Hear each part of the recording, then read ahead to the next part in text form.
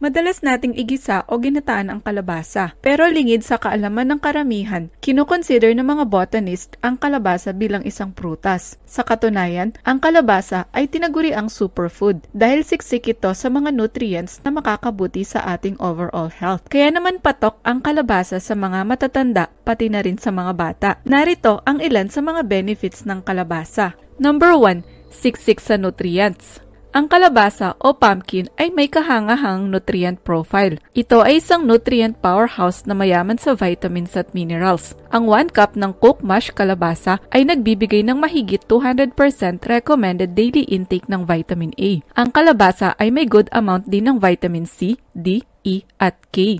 Mayroon din itong small amounts ng ilang B vitamins, folate, magnesium, phosphorus at zinc. Mababa rin ang calories ng kalabasa dahil ito ay nagtataglay ng 94% water. Bukod sa laman at katas nito, ang buto ng kalabasa ay masustansya at maaaring kainin. May good amount din ito ng fiber, potassium, copper, manganese at iron. Kaya naman ang kalabasa ay talagang makakatulong upang mapanatiling healthy at maayos ang function ng ating katawan. Number 2, nagbibigay protection laban sa cancer. Dahil siksik sa vitamins ang kalabasa, effective rin itong panglaban sa cancer. Ayon sa World Health Organization, ang cancer ay second leading cause of death sa buong mundo. Buti na lang, mayaman ang kalabasa sa antioxidant compounds tulad ng vitamins A, C, D, E, at K. Ito rin ay nagtataglay ng mga B vitamins na may antioxidant properties, kagaya ng thiamine, riboflavin, nicotinamide, pantothenic acid, pyridoxine, at folic acid. Ang mga nasabing compounds ay nagsisilbing antioxidants na makakatulong upang magkaroon ng proteksyon laban sa free radical damage. Ninyo-neutralize ng antioxidants ang pinsalang dulot ng free radicals upang mapababa ang risk ng cancer kagaya ng breast, throat, pancreas, colon, stomach at prostate cancers. Mayaman din sa beta-carotene ang kalabasa na pumipigil sa paglago ng tumor cells. Number 3, panglaban sa chronic diseases. Ang kalabasa ay makakatulong din upang maiwasan ang chronic diseases. Siksik ito sa carotene na nagiging vitamin A at nagsisilbing antioxidants. Ang mga antioxidants din ng kalabasa na vitamin C, D, E, K at B vitamins ay pinoprotektahan ang ating katawan mula sa oxidative damage na dulot ng free radicals na siyang nagdudulot ng oxidative stress na nalilink sa chronic diseases tulad ng stroke, heart disease, diabetes, arthritis at cancer. Nagtataglay din ang kalabasa ng alpha-carotene,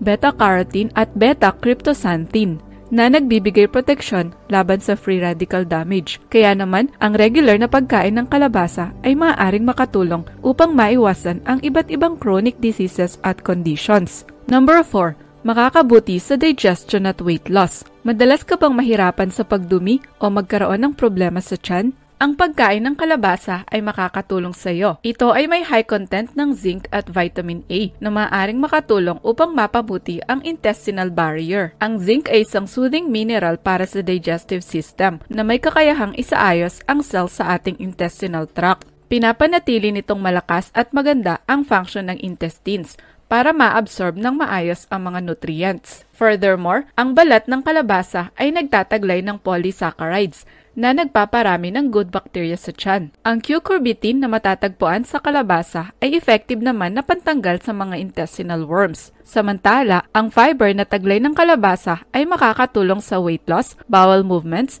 diarrhea at iba pang gastrointestinal disorders. Number 5, pinopromote ang heart health. Kung nais mong pangalagaan ang kalusugan ng iyong puso, ugaliin ang pagkain ng kalabasa. Ito ay nagtataglay ng iba't ibang nutrients na makakabuti sa heart health. For instance, ang kalabasa ay mayroong high amount ng potassium na makakatulong para bumaba ang blood pressure, pati na rin ang risk ng stroke. Ang vitamin C na matatagpuan sa kalabasa ay makakatulong naman upang maprotektahan ang arteries mula sa pinsalang dulot ng oxidative stress. Bukod dito, ang vitamin C ay may kakayahang pabagalin ang progression ng atherosclerosis o paninigas ng arteries. Ang fiber at high antioxidant compounds din ng kalabasa ay makakatulong para bumaba ang total blood cholesterol levels.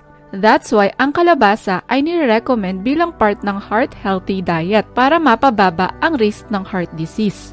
Number 6, makakabuti sa eye health. Mahalaga ang papel ng vitamin A sa ating vision. Ang kakulangan sa vitamin A ay nagdudulot ng night blindness at iba pang problema sa mata. Ayon sa pag-aaral, ang 1 cup ng kalabasa ay nagtataglay ng 250% recommended daily intake ng vitamin A. Dahil dito, marami ang nahilig sa kalabasa. As a matter of fact, ang lutein at zeaxanthin na taglay ng kalabasa ay makakatulong upang mapababa ang risk ng cataracts at age-related macular degeneration. Pinopromote ng vitamin A ang good eyesight. Additionally, ang vitamin C at E ng kalabasa ay nagsisilbing antioxidants na maaaring makatulong upang maiwasan ang pinsalang dulot ng free radicals sa cells ng ating mga mata. So kung gusto mong mapanatiling malinaw at maayos ang iyong eyesight, huwag kalimutang isama sa iyong diet ang kalabasa. Number 7.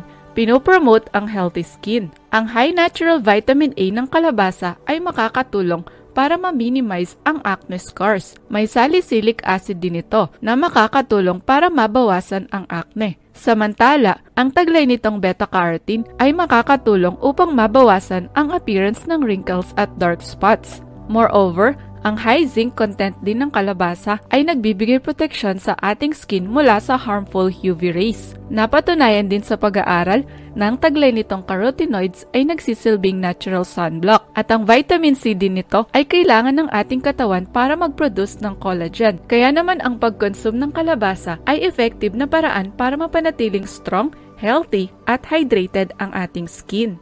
Number 8, piniprevent at kinokontrol ang diabetes. Maaari ring makabuti sa mga taong may diabetes ang pagkain ng kalabasa. Base sa pag-aaral na isinagawa sa mga laboratory rats, ang polysaccharides na taglay ng kalabasa ay makakatulong para bumaba ang blood sugar levels. Dahil sa epekto nito sa blood sugar, pinag-aaralan ng mga scientists na gawin itong anti-diabetic medicine. Ang beta-carotene din ng kalabasa ay maaaring makatulong upang mapabuti ang metabolic health. Ito ay mahalaga sa blood sugar management at distribution ng fat sa ating katawan. At ang fiber sa kalabasa ay makakatulong para hindi tumaas bigla ang iyong blood sugar pagkatapos kumain ng mga carbohydrates. Number 9, pang-boost ng immunity. Ang kalabasa ay effective din na pang-boost ng immune system dahil nga mayaman ito sa nutrients. Ang beta-carotene nito ay kino-convert ng katawan into vitamin A. Ayon sa pag-aaral, ang vitamin A ng kalabasa ay makakatulong upang lumakas ang immune system at nilalabanan nito ang iba't ibang uri ng impeksyon. Ang vitamin C naman na taglay ng kalabasa ay may kakayahan ding pataasin ang production ng white blood cells na nagbibigay proteksyon sa katawan laban sa impeksyon. At ang taglay din nitong folate, iron at vitamin E ay sumusuporta sa healthy immune system. Number 10, pinopromote ang bone health. Pinopromote rin ng kalabasa ang strong at healthy bones. Mayaman ito sa vitamin K na makakatulong sa pag-regulate ng calcium. Ang kalabasa ay nagtataglay din ng phosphorus na makakatulong sa bone maintenance at augmentation. May good amount din ito ng copper at manganese na makakatulong sa iron at calcium absorption. Pinapanatili rin itong healthy ang bones, connective tissues, blood vessels at nerves. Ang zinc din mula sa kalabasa ay pumipigil sa pagkasira ng buto at makakatulong sa formation ng bagong buto. Ito rin ay nagbibigay lunas sa inflammation na nakakapinsala sa buto. Kaya ang kalabasa ay magandang isama sa diet para maiwasan ang osteoporosis at inflammatory related diseases. Ano-ano ang side effects ng kalabasa? Bagamat bihira lang itong mangyari, ang kalabasa ay maaaring mag-trigger ng allergic reaction sa ilang tao. Ang buto ng kalabasa ay nagtataglay ng large amount of protein, tulad ng profilins at lipid transfer proteins na posibleng magdulot ng allergies. Ito ay maaaring magdulot ng symptoms na rashes, hives, itching, nausea, vomiting, dizziness, diarrhea, cough, wheezing, at difficulty breathing. Mayroon din itong moderate amount ng salicylates na maaaring magpalala ng asthma, swelling, hives at itching. Ang kalabasa ay mildly diuretic din, kaya posible itong magdulot ng water pill-like effect na makakasama sa mga taong umiinom ng lithium medications. May high potassium content din ang kalabasa na maaaring magdulot ng hyperkalemia. That's why mainam na kumonsulta muna sa doktor ang mga taong may problema sa kidney o umiinom ng medications bago kumain ng kalabasa upang maiwasan ang drug interaction. Gayunpaman, ang kalabasa ay generally safe kainin araw-araw. Pero dahil mataas ang taglay nitong potassium at fiber, dapat limitahan ang pagkain ng hilaw na kalabasa sa 1 cup kada araw o half cup ng canned pumpkin per day. Ikaw, gusto mo ba ang kalabasa?